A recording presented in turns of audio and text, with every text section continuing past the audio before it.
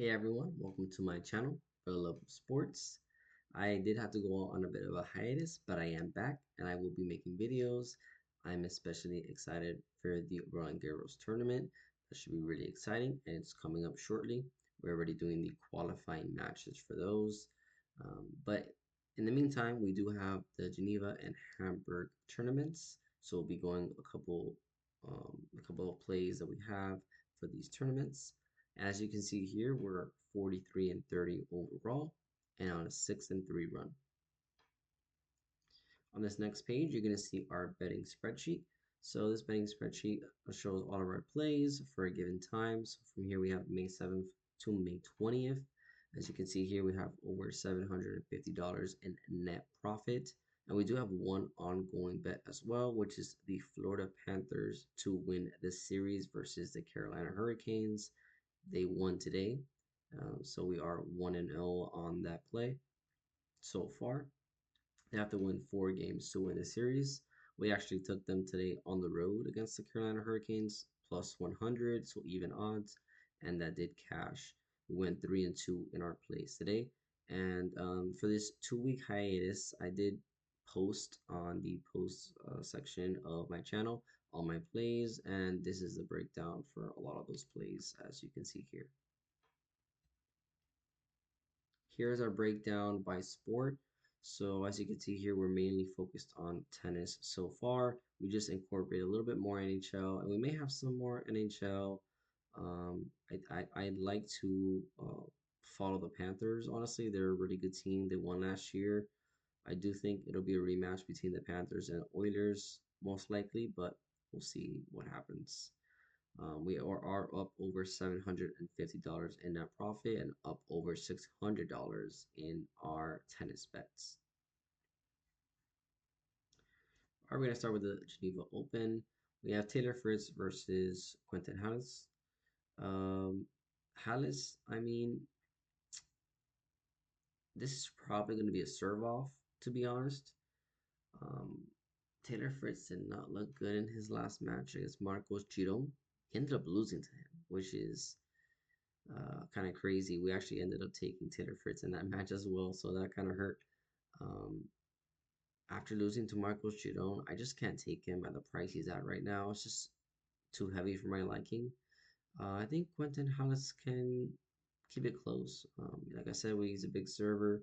This particular clay surface does benefit big servers, so I could see a serve off coming, maybe a tie break, but not a match that I'm gonna touch. Next, we have Sebastian Offner versus Luna Borsch. This is actually it was actually supposed to be played yesterday. It's supposed to be the last game of yesterday, but it got rained out. Actually got rained out in the middle of Nishikori versus Kachanov, and that was a great match so far. Kachanov came back and made that a match in the first set, took down the first set, and then Nishikori immediately broke him, and looks like he's about to take the second set. So most likely that match will go to 3 sets. Should be a good one. Um, but in this matchup, Offner versus Borges, Offner does have the head-to-head. He does like this surface. Nuno Borges, he's been kind of on and off. He played well, and then he'll be all right. To be honest, I probably lean Offner. I feel like he's been really good recently, and like I said, this is his surface. This is not a match that I'm gonna bet though, because I could see Nuno Borges also winning this one as well. So this is just a tricky one. The odds are close for a reason. Next, we have Arthur Ringnech versus Hubert Hurkacz. Hurkacz leads the head-to-head 3-0. This is, um, I think this is just a disparity, sorry, in talent. I think Hubie is just a lot better. Ringnech also hasn't been in great form this season. Um, I was actually took QB in his last match. He was part of one of my plays, which cashed yesterday. So just makes sense to continue to um, take him in this matchup. I think you could be pretty confident that he wins this one. Next, we have Matteo Arnaldi versus Fabian Marosan. Arnaldi leads the head-to-head 2-0. Um, I I did watch the Arnaldi match versus Hugo Gaston. I was not impressed with Arnaldi. I feel like his he was just making a lot of errors. He wasn't impressive. I think Gaston actually was pretty impressive at times. He did have a little bit too many errors at the end, but I thought that match could have gone either way. So even though he leads 2-0 on the head-to-head, Fabio Marathon looked amazing yesterday. Granted, he was playing a weaker opponent, but still, he looked pretty good on the surface. I would lean Fabio Marathon in this matchup. You're probably getting a pretty good price as well. Um, this this could be end up this could end up being a live play. Um, if I see that there's a great opportunity, but I'm not going to take it for now. Next, we have Alexei Popyrin versus Jacob Fernley. This is their first meeting. Alexei Popyrin, I mean, he's looked better recently, but his form this season, not great. Jacob Fernley, very impressive this season. Um, this is their first meeting, so we don't have much to gauge on, but like I said, I've been impressed by Jacob Fernley. The odds are really close for a reason, even though the ratings are uh, pretty big discrepancy. Popyrin's a lot, rated a lot higher, but I think there's a reason it's a close call. I would have to lean Jacob Fernley in this match. Um, Next, we have Martin Fucsovic versus Novak Djokovic. Novak Djokovic leads the head-to-head 5-0. While it is a 5-0 head-to-head lead for Djokovic, the Joker, these matches have been pretty close. Um, the Joker also hasn't looked great recently. He's dropped his last three matches. But I think to get ready for Roland Garros, he should want to make it. I think he's decently far in this tournament. Maybe not make it to the final. I don't know how serious he's gonna take this, but he should want to get at least some practice matches in. And this is great practice for the Roland Garros. He's a head-to-head for a reason. He is the better player, so lean Joker for sure. Next, we have Thomas Mahash versus Cam Norrie. Cam Norrie leads the head-to-head 1-0, and I do think he has an opportunity to win this one as well. Thomas Mahash has not been good on the clay, 2-3, nothing too crazy. Cam Norrie has been pretty impressive at times this season, and we've watched him a lot recently. So I would have to lean Cam Norrie just because I think you do get pretty good odds on that, depending on your book. Now we have the next tournament, which is the Hamburg European Open. We have Jiří Lehečka versus Francisco Cerundolo. Man, we have continued to play Francisco Cerundolo time after time this season, and I'm not stopping now. I'm gonna go with Francisco Cerundolo in this matchup. I know Jiří Lehečka leads the head-to-head 1-0, but he hasn't been great since the beginning of the season, really. I know he did win his last matchup, but it wasn't even a great match that he did. It did go to three sets versus Borna Gojo, which is definitely not as good as Francisco Cerundolo on the surface. Francisco Cerundolo is just a beast on the surface. It's really, really what it comes down to. He's been a beast this season in general. I like to take him as much as I can, and minus 250, along with one of the other plays that I'll go over. I like the price. I do like him to win this match. Next, we have Batista Agut versus Frances Tiafo. Batista Agut does lead to head to head, but they didn't play since 2019, so take that with a grain of salt. 6 years ago. Batista Agut definitely not in his prime anymore. He hasn't won consecutive matches in a long time, and Frances Tiafo, although he started a little slow against Boo, he looked really dominant in that second set, and I did think he looked pretty good in that match overall. I'd have to lean Frances Tiafo in this matchup. Next, we have Camilo Ugo Carabelli versus Thomas Echeverri. Wow, we had we were fading both of these guys, and they both won. So unfortunate. We took Sebastian Baez versus Carabelli. Oh my goodness.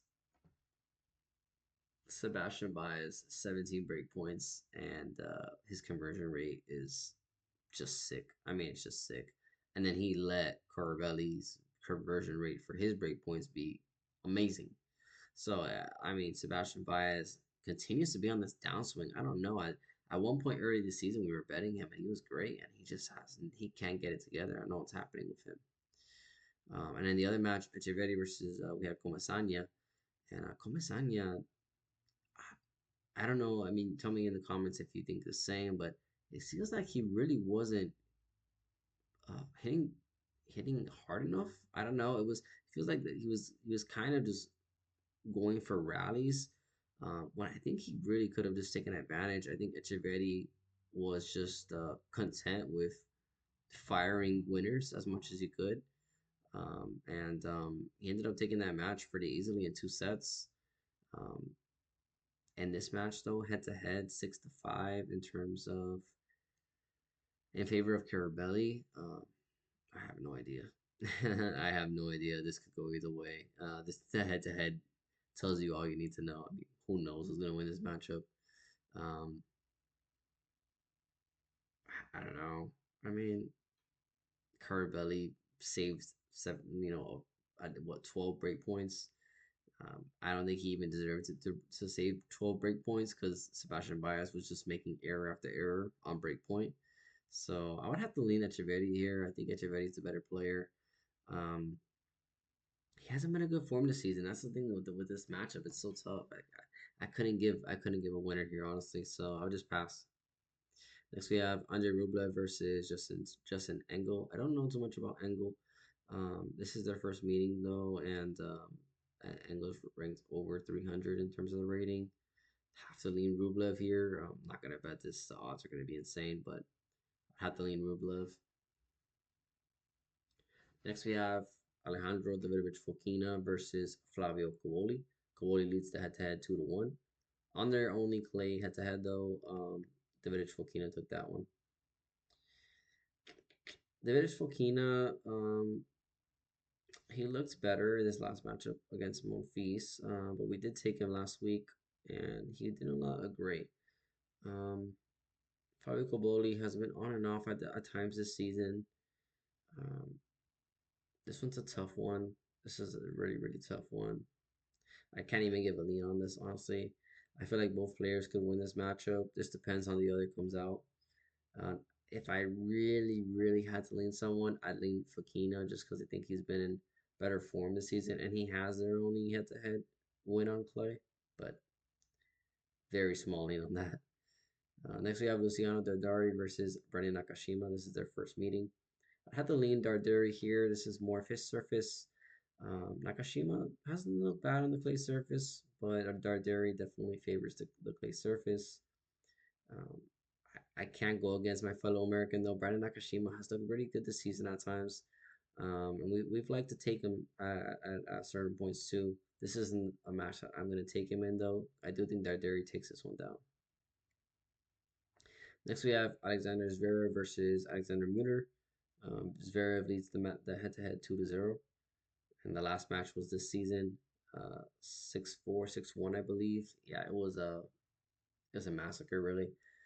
There's just a discrepancy in talent here. Zverev should take this one down in straight sets.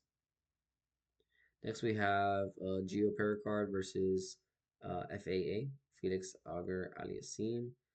Pericard does lead the head-to-head 1-0. Um, two big servers. Pericard definitely with the bigger serve though. And if Pericard's serve is working, he probably takes this one down. Honestly, I don't know how FAA could break him. When Pericard's service is going, man, it is tough. We saw him win the challenger as well. Just showing that serve. If his serve continues to be like this, he's a problem. He really is. He's very, very, very difficult to break. I would have to lean Pericard here. And I know FAA looked pretty good against Altmaier, but he has not been good in a bit in good form. Um, he lost a bunch of matches before winning this last match against Altmaier. And Pericard won the last challenger that he played in, so gotta definitely lean Pericard here. All right, those are all the matchups for today. So we did end up making three best bets. I wanted to get a lot of action in. these matches as much as possible, honestly, especially since this is their first video back. So we have three different bets. Our first bet is going to be a two-leg parlay. It's going to be Francis Tiafoe money line and Novak Djokovic money line. It's going to be for minus 107, so almost even odds, a pretty good price. Tiafoe is going up against Batista Agut, which you mentioned earlier. Batista Agut has now won consecutive matches in a long time, and Tiafoe looked pretty good against Boo. Joker, he's playing against Fucsovics, Fucsovics, and he leads ahead 5-0. Like we said earlier, he should be wanting to play some more matches before Roland Garros. So um, I like both of these in a two-leg parlay. Next, we have kind of an upset alert, but not really, because the odds changed a lot since I actually bet this. It's Jacob Fernley moneyline versus Poprin. So I was able to get it at minus 115, Jacob Fernley moneyline, but it's already or minus 125 in my book. So it's already heavily favoring Jacob Fernley little by little. It might go up even more, to be honest. And I think it's with reason. I think he takes us down versus Popper, and has not been good this season. Fernley has been really impressive. Even on the clay surface, he's been pretty impressive. So gotta definitely give that to Jacob Fernley here. The last matchup, we have Cerundolo money line and Hurkacz money line. Cerundolo is going up against Leheshka. This is probably the hardest match, I would say, out of the ones that we've taken so far, because Leheshka is a very good player. Um, I just think Cerundolo is a beast on the surface. I mean, we've taken him time and time again, and what isn't broke, don't fix it, right? So take Cerundolo money line, and then Hurkacz money line versus oh my, I'm blanking. Who is Hurkacz playing? Rinderknech. So he does lead the head-to-head 3-0, and kind of like we said, there's just a talent discrepancy here. I feel like he should take this one down. So we have those three best bets. I'll also put this in the comment section below in case you want to refer to that later. Make sure you're commenting any plays that you like, how you feel about my plays, any wins or losses from yesterday, any thoughts. I'm also thinking of um, the NFL season. So when American football starts, I am very invested in American football. I do enjoy it. So let me know if that's something that you guys would be interested in. Thank you guys for your support. Like and subscribe. Thanks.